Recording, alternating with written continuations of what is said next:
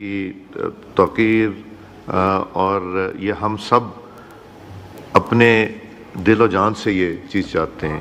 تو میں law minister صاحب سے کہوں گا کہ جی وہ اس کے اوپر ذرا بات کیجیے، اور جو جذبات ہیں ہمارے یہاں ممبران کے، یہ بھی، یہ دونوں سائڈ کے ممبران کے، یہ بھی پہنچائے جائیں. جی مائک کھولیں. کا دیا اور صاحبزادہ صاحب نے جو بات کی، میرے خیال میں اس پہ کوئی دوسری رائے نہیں ہے کہ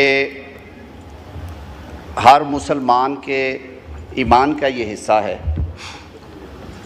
کہ ہم اللہ تعالیٰ کی وحدانیت پہ اور اپنے پیارے آقا حضرت محمد مصطفیٰ صلی اللہ علیہ وآلہ وسلم کی نبوت اور ختم نبوت کے اوپر ہمارا ایمان کامل ہے، اور اس کے لیے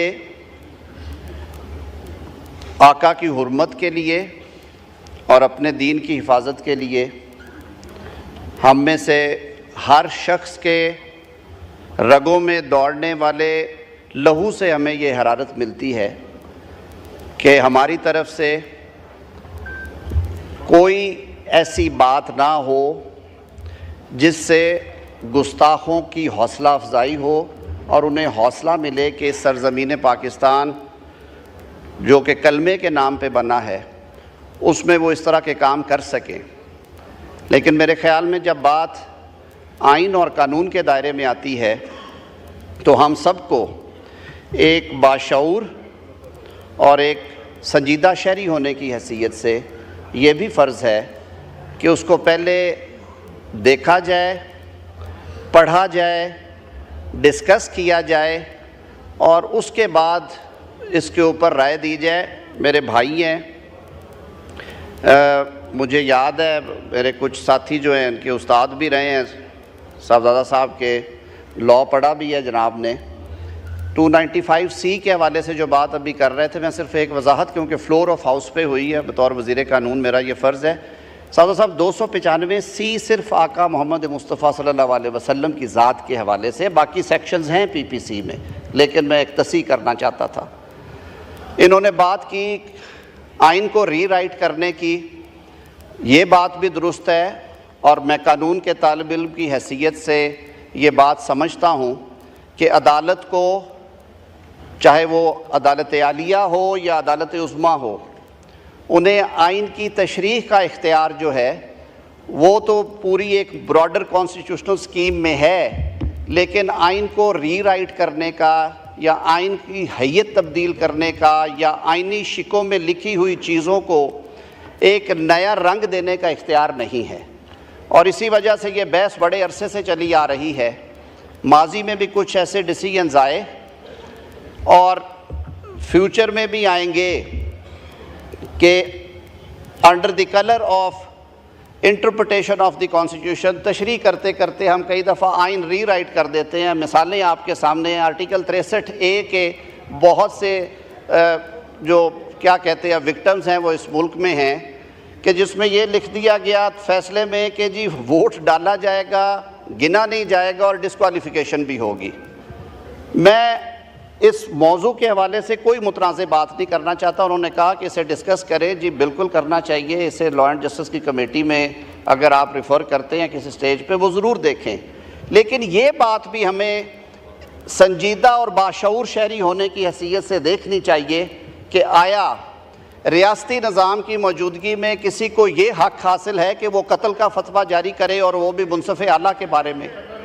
یہ چیزیں بھی ہمیں ڈسکس کرنی ہیں.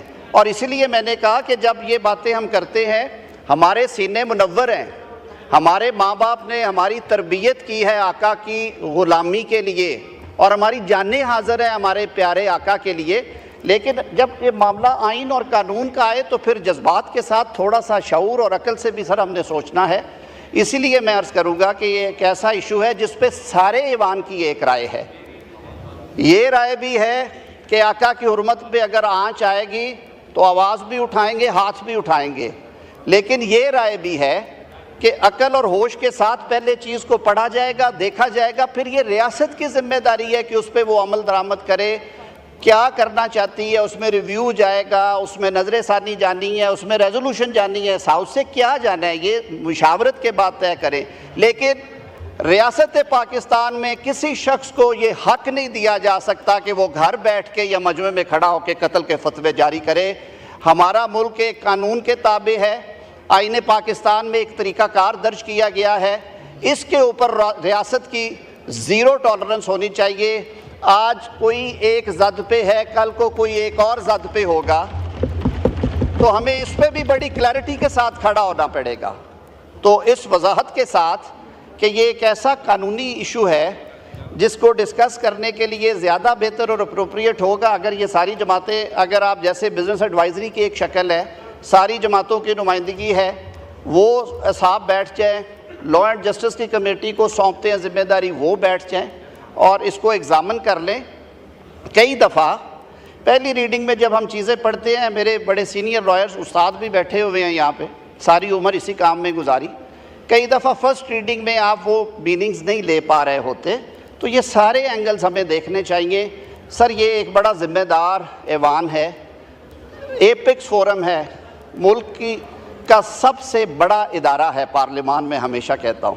یہاں سے جو بات جناب اسپیکر ہو وہ مستند ہونی چاہیے, وہ شریعت کے, آئین کے اور قانون کے عین مطابق ہونی چاہیے.